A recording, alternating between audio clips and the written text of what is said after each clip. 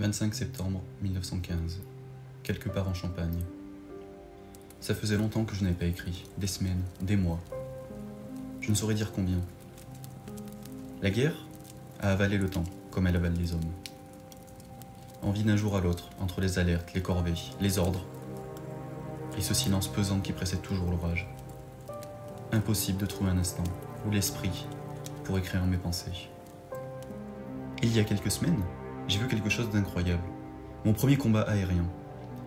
2 appareils au-dessus de nous, minuscules dans le ciel gris. L'un français, l'autre allemand.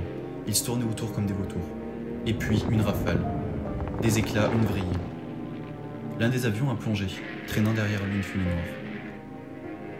C'était le français qui avait remporté le combat. En repartant, il est passé juste au-dessus de nous, de notre tranchée, pour nous faire signe.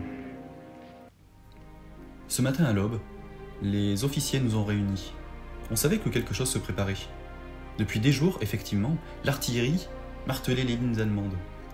Un roulement sourd ininterrompu, qui faisait trembler la terre sous nos pieds. Aujourd'hui, c'est notre tour. L'offensive, l'assaut, le grand sacrifice. Ils disent que c'est pour en finir avec cette guerre de tranchée. Percer le front ennemi, libérer Reims, faire tomber la ligne. C'est ça l'objectif. Mais dans les yeux de mes camarades, je vois surtout la peur et la résignation. On sait trop bien ce qui nous attend. Les officiers nous ont dit « L'artillerie a ouvert une brèche, il faut foncer ». Alors on a obéi, comme toujours. On a vérifié nos fusils, ajusté nos sacs. Certains ont prié, d'autres ont plaisanté nerveusement comme pour chasser la peur. Romain m'a tendu un bout de pain sec. Il m'a dit « Tiens, si on crève, au moins t'auras pas la dalle ». J'ai souri. Même là, il trouve le moyen de faire rire. C'est peut-être ça le vrai courage. Et puis, le sifflet a hurlé. J'ai sauté de la tranchée, 1 pas, 2, et le monde s'est effondré. Tout autour, ça tombait comme de la grêle. Les obus allemands répondaient déjà. Le ciel était noir de fumée, la terre explosait sous nos pieds. J'ai vu des hommes s'effondrer sans un cri, frappés avant même d'avoir vu l'ennemi. J'ai couru, le dos courbé, les yeux embués. La bouche giclée, mêlée de sang, de tripes, de cris déchirants. On avançait vers rien, vers un rideau de feu. Les Allemands n'étaient même pas détruits.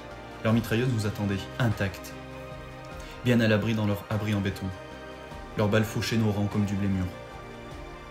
Je suis tombé dans un trou d'obus, les oreilles sifflantes, tout tournait à côté de moi. Un sergent hurlait, la jambe broyée. Il appelait sa mère. C'était un grand homme, un solide, mais là il avait 5 ans. Et malheureusement je ne pouvais rien faire. Rien, sinon ramper et espérer que la mort m'oublie. Quand la nuit est tombée, on n'avait rien gagné. Juste un peu de terrain et 1000 morts. Les blessés gémissaient dans le no man's land. Certains criaient jusqu'à l'aube. Et nous, on n'avait plus de larmes, juste du silence et du froid. Romain a survécu par miracle. On s'était perdu de vue pendant la bataille, mais finalement on s'est retrouvés. Je n'ai même plus de haine, je n'ai plus de colère. Juste une immense fatigue, un dégoût. On nous envoie au massacre, encore et encore. Et ceux qui décident sont loin, trop loin pour entendre les cris. Demain, on nous renverra peut-être à l'assaut, ou on nous remplacera, peu importe. Ce que j'ai vu aujourd'hui, je ne l'oublierai jamais. Le courage, ce n'est pas de courir vers les balles, c'est de continuer à être un homme au milieu de l'enfer.